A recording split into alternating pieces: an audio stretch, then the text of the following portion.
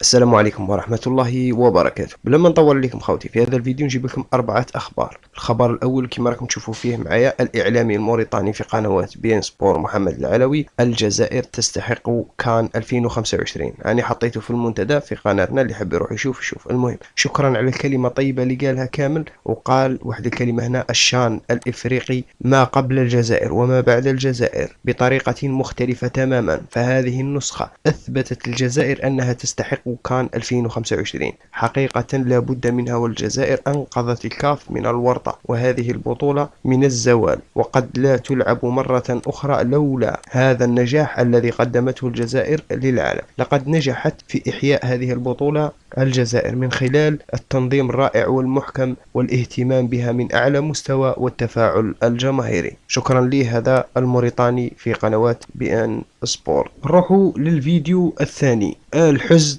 المروكي. تابع معي.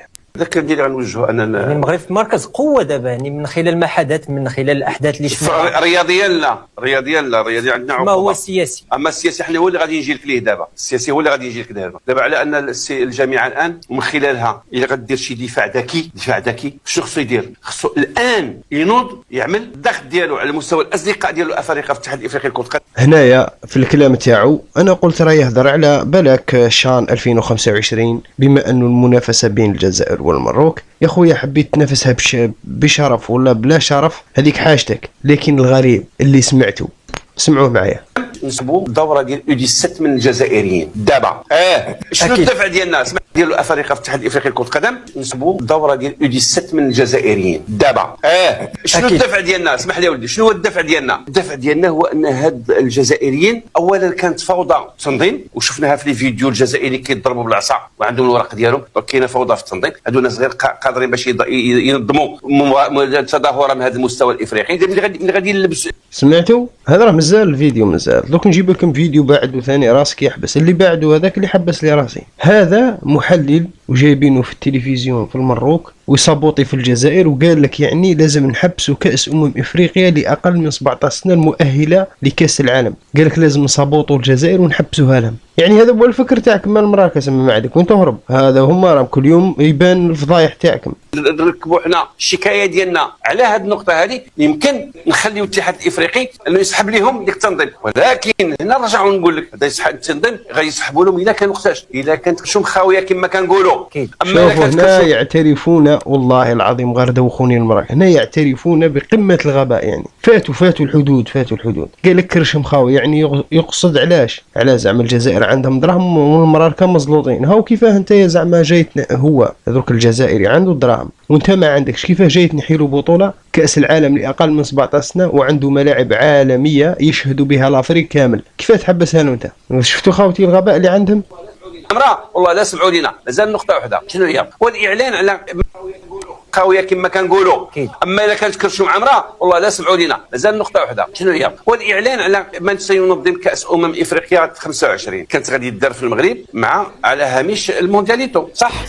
الان جاء قرار بان غيأجلوا الاعلان لها لاحقا. كلمه لاحقا هي موت احمر، انا نقرر بوحدي، انا نقرر بوحدي. ومن غير عليها من القاهره. علاش اخويا حيدتيها من الاعلان خلال الموندياليتو ومن المغرب وصيفتيها لاحقا للقاهره؟ ايوا السؤال هنا المطروح. هنا دوك انت جاي تحارب في الجزائر وما عندكش، ماكش قادر. كيفاه يعني ابسط سلاح باش تحاربها الجزائر ما تقدرش؟ رايح تحكي انت على اسيادك الجزائريين، والجزائريين قالوا لك رانا محاصرينك اليوم ولا غدوه. وقلت لكم الضربه نتاع فوزي لقجع اللي تتفكروا نهار الطياره اللي دار القالب هذا، قلت لكم انتظروا عقوبات كبيره من الجزائر. اول حاجه نحوكم من سينظم كاس افريقيا 2025 من المغرب، كانت مقرره انهم يهضروها في المغرب. تحركوا سيادكم الجزائريين راحت للقاهره. شفتوا الجزائر كيف واعره؟ مازال ما تعلمتوش درس المراكه، مازال راكم طاوعوا في كاين نصوص. طاوعوا القوه اللي خلاتك دير بحال هكا، علما بان المغرب مرشح. ولكن العديد من سخر يعني غادي نهضروا عليه. من يقف وراء هذا الشيء هذا هو الغاز الجزائري، الفلوس. لماذا؟ قال لك من يقف وراء هذا هو الغاز الجزائري. بسلامة الغاز اللي عندنا نحقر لكم. هذه هي. ثم رحتوا تجروا طبعتوا الكاين صوص وما حبيتوش تمدوا حق الناس تاع الصحراء الغربيه. انتظروا الجديد وزدتوا تطاولتم على الجزائر. والله اذا دخلتوها بقرة بنتها. الجزائر ماشي غاز ولا النيف ودي. احنا ما نخسروش عليكم ريت لا غاز، راك فاهم؟ لكن انتم لا تصلحون انه باش تنظموا كاس العالم 2025 لانه ما عندكمش ملاعب.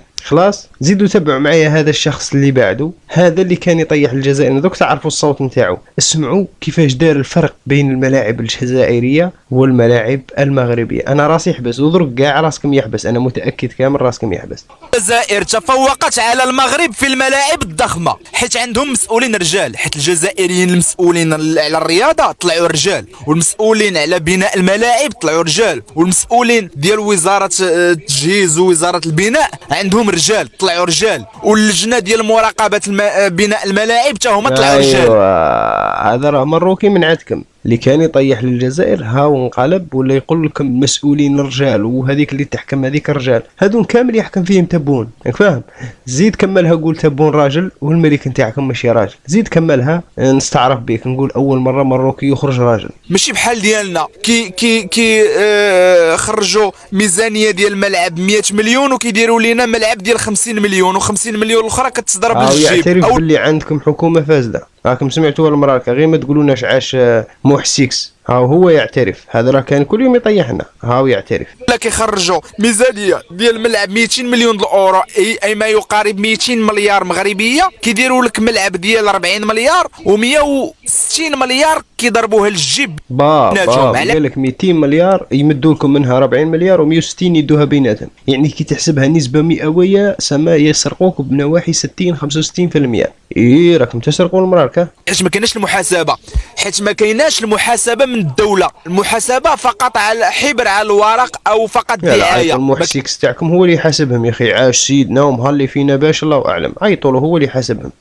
تطبيق المحاسبه شفتي علاش ولا ما شفتيش؟ ها هما فاتونا، ها هما طلعوا رجال، ها هما طلعوا عندهم كفاءات احسن من المغرب، كفاءات في البناء وكفاءات في تشييد الملاعب الضخمه احسن من المغرب، كفاءات في تسيير الاموال، كفاءات جزائريه في تسيير الاموال احسن من المغرب. هل تعلم مروكي انه رجل اعمال واحد جزائري لقاو عنده 500 ألف مليار 500 ألف مليار تغرقكم كامل دراهم المروك، يعني نشروا المروك كاملة منها للبحر نشروها كاملة، فاهم؟ هذا السيد 500 ألف مليار وما دارت ضجة لا إعلامية لا حتى شي، ونحولوا دراهمه وعراوه إعلامية لا حتى شي، ونحولوا دراهمه وعراوه، والدراهم تاوعو نبنوا بهم صطادات، نبنوا بهم سبيطارات، نبنوا بهم كلش، وما زالوا دراهم العصابة راهم يجوا. هاو المروكي انت دراهمك وراهم يروحوا درك لازم. قد اكتشف الشعب الجزائري مؤخرا أرقاما مهولة من الأموال التي نهبت. هذه عائلة واحدة عندها 500 ألف مليار، تصوروا يعني الباقي. راهم يروحوا درك لازم تدافع على روحك. حنا رانا ندافعوا عليك ورانا نفيقوا فيك باللي ودي بلادك راه داخله في حيط. اجري على عمرك ما تجيش تزوخ عليا. رغم كل الانتقادات اللي كنتقدوا الدوله الجزائريه يعني الحكومه الحاكمه، ولكن طلعوا رجال. الا جينا نقارنوا مقارنه الملاعب الجزائريه مع المغربيه طلعوا رجال. علاش حنا المسؤولين المغاربه ما يطلعوش رجال ويطبقوا يعني هذاك الشيء كما ينبغي، يبنيوا ملاعب تشرف كره القدم المغربيه. هاو قال لك المسؤولين الجزائريين طلعوا رجال والمسؤولين في المروك طلعوا ماشي رجال. يعني الملك تاعكم والحاشيه نتاعو راهم ماكلين المروك ومادينها، والعياشي مسكين مازال في عاش عاش عاش عاش كالفروج. يبنيوا ملاعب تشرف الدوله المغربيه، يبنيوا ملاعب يعني تشرف مكانه المغرب رياضيا، يبنيوا ملاعب اللي حنا نفتخروا بهم امام العالم، يبنيوا ملاعب من الجيل الجديد. علاش المسؤولين المغاربه ديالنا كيبنيو ملاعب من الجيل القديم رغم انهم عندهم ميزانيات ديال ملاعب من الجيل الجديد؟ شفتوا كيفاه المراكه؟ هاو يعترف. شو الفرق فين كاين؟ ملي كنجي نهضر في هذا الشيء لا حكا هما لا حق شنو هما شنو الفرق بيننا وبينهم؟ غتقول لي حق هما عندهم الفلوس. واش في اخبارك ملعب اكادير الميزانيه ديالو غلا من ملعب نيلسون مانديلا الجزائري اللي كتعتبر حاليا احسن ملعب في افريقيا؟ عارف هاد القضيه ولا ما عارفاش؟ يلا شكون اللي عنده الفلوس دابا؟ يعني شفتوا قال لكم الميزانيه نتاع الملعب اللي حطيتوها في استادكم اكثر من الميزانيه تاع نيلسون مانديلا اللي يعتبر من احسن الملاعب في افريقيا. انتم وراهم دراهم يكلاهم لقجع وجماعته، وانت تجي لي عاش شيدنا وعاش لقجع ولقجع رضخ الكابرانات درك يوروا لك واش يديروا في لقجع تاعك. مازال ما تعرفش حتى الكابرانات تاع الجزائر دوك يسقموك يثوبوك يريقلوك درك ديالنا كيشفرونا. فهمتوا ولا ما فهمتوش لو كونسيبت فين غادي؟ صراحه ملاعب عندهم جميله بزاف، ملاعب اللي فريمون غادي نظموا بها كؤوس اللي نظموا بها كؤوس. اسمع الكأس الكبيره اللي نظموا بها الجزائر قادره تنظم. اسمع كأس العالم يتنظم عندهم، وعقلوا على الهضره هذه مزيان. سمعتوا انا على الاقل اودي هذا المروكي انا مدوخني. ساعه يشكر الجزائر، ساعه يشكر تبون. تبون دار المنحه للشعب الجزائري وراهم الحكومه تاعنا. ساعات يولي يطيح يجي حالو كابرانات الجزائر شنقريحه تبون فاهم. المهم هي بالمختصر يعني هذا السيد اللي كان يهدر والسيد الاخر يعني كل يوم يخرجونا براي. وهذاك اللي قالوا لازم نتحركوا نحو كاس افريقيا 2017 لا تنحوها. انه بوليسي اللي كيدا واحد من الصطاد عنده تيكي وداخل يطيح في الصطاد ولا داخل يدير في حوايج ماشي مليح يخرجوه. هذه باينه لانه احنا الصطادات تاعنا تدخل متربي سينو ما كانش. المهم المغاربه كم بديتوا تستعرفوا راكم ملاح غايه. المهم سالوا على رواحكم، راهم الاتحاد الاوروبي راهم تلموا باش ينحوكم كاس العالم للانديه. هي موندياليتو راهم راح ينحوها لكم. وجدوا رواحكم. تلقاو ان شاء الله فيديو جديد. تهلاو في رواحكم. سلام.